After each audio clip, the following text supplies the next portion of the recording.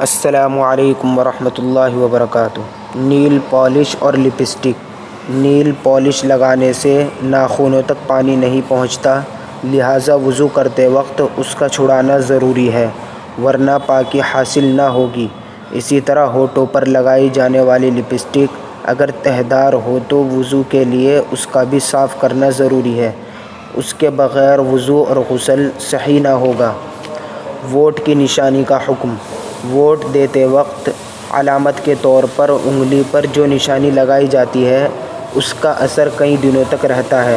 وہ چونکہ تہہ دار نہیں ہوتی اس لیے اس کے لگے رہنے کی حالت میں غسل اور وضو درست ہے، لیکن بعض حضرات کی رائے یہ ہے اس روشنائی کو چھڑاتے وقت معمولی سی پرت اترتی ہے، اس لیے یہ وضو سے مانع ہوگی۔